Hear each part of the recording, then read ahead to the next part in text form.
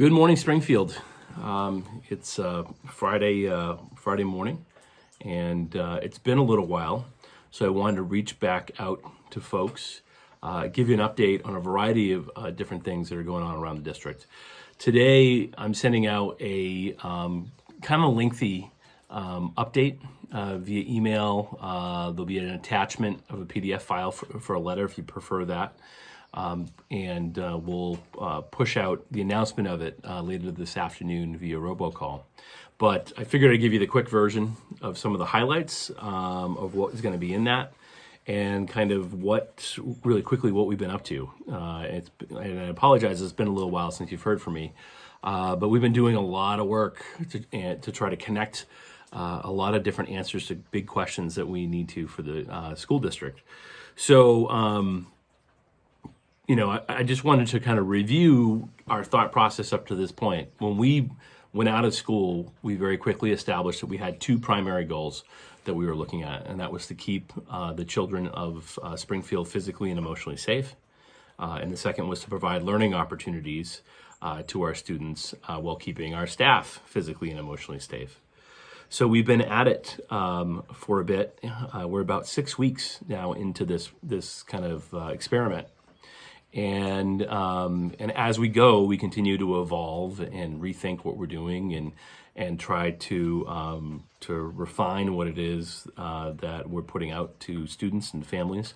And as that's happened, we're also starting to alter or add some things to think about. So instead of just those two other elements, as we think about this next 6 weeks, which should get us to the end of the school year, there's a couple other things that we're now using to kind of be guideposts for us as we think through the next wave of decisions that we need to make. The first of those is that we want to keep relationships as our primary focus, and secondly, we want to monitor what learning is occurring with students, and we want to ensure that all students are learning during this period. Third, we want to link our decisions to an understanding of what we think we're going to need when we return to school. And the last one is, we want to hold on to any positive changes in practice that we are discovering as we go through this.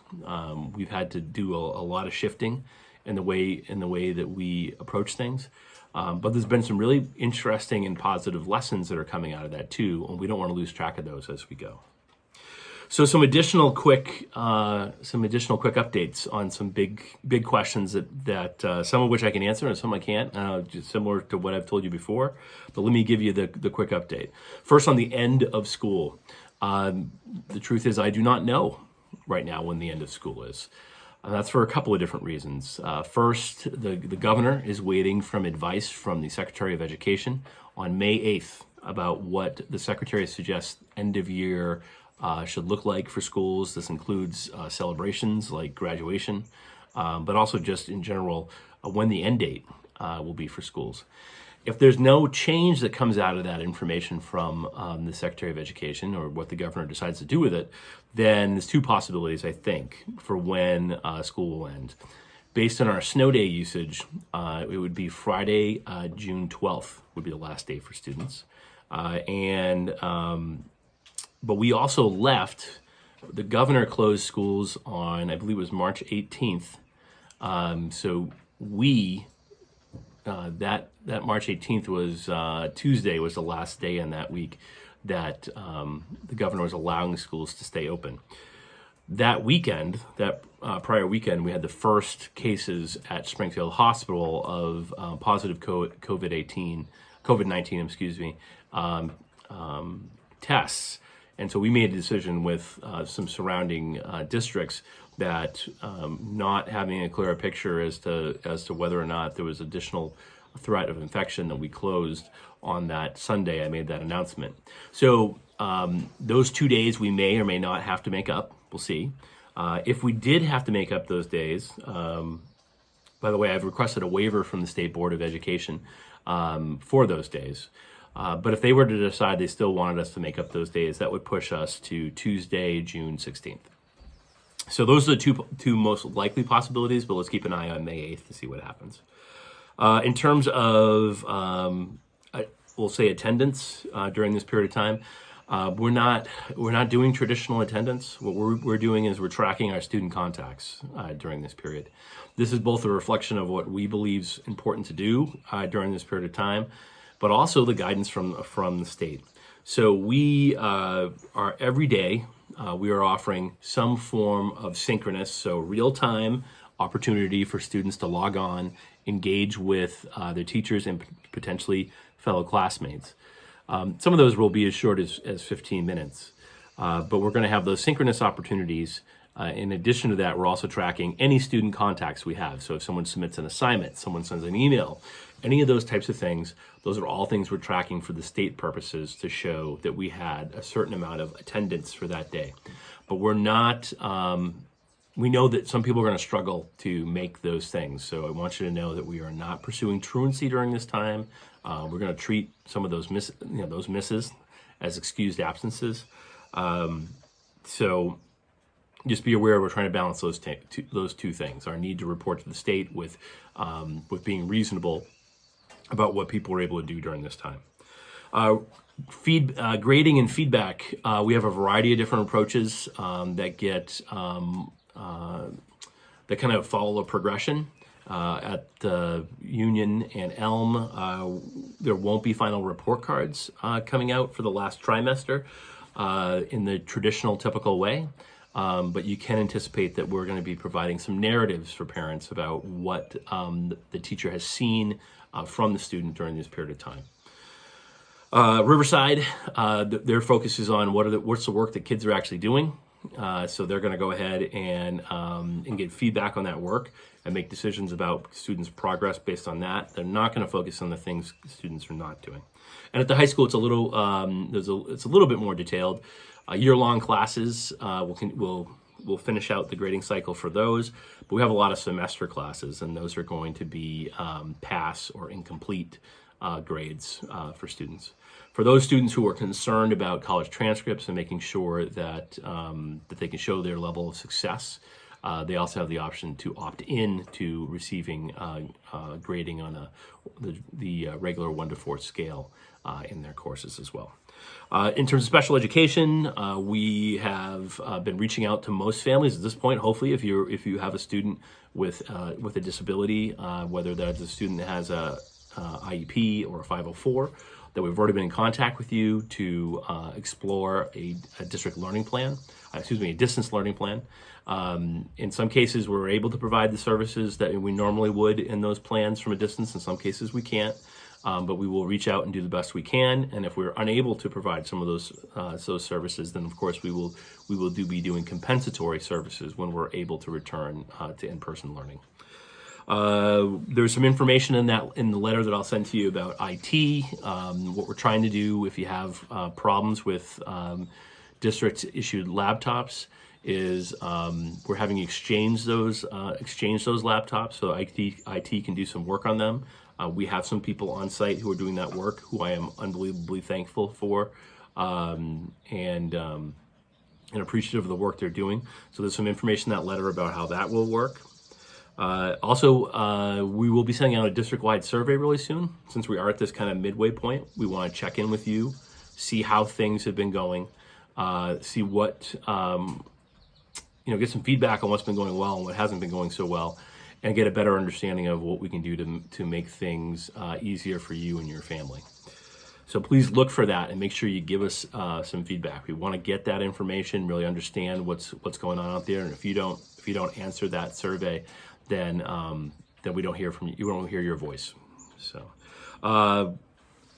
2 more things. We're also doing planning for next year. I don't know what next year is going to look like. I don't know. I'm unclear at the moment about summer program, things like summer days, extended year services for special education students. Those are all things that are still up in the air as we try to get our arms around, COVID-19, safety for people, what that might look like, how we're going to fund those programs. We're looking at all those things and really looking for a lot of guidance from the state. Same thing with the fall. We're planning like we're returning in the fall. We know that even if we're returning on a normal schedule, it might look a little different, be a different type of thing. we might have to transition people in a different way back to school. We also know there's a possibility that the fall will not look normal.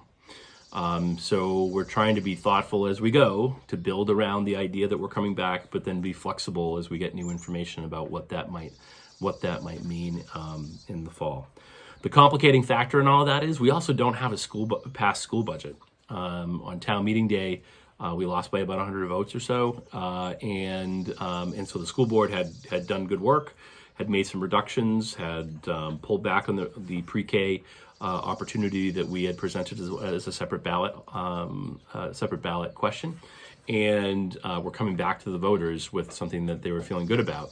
And we were going to vote on April 28th, which was this past Tuesday.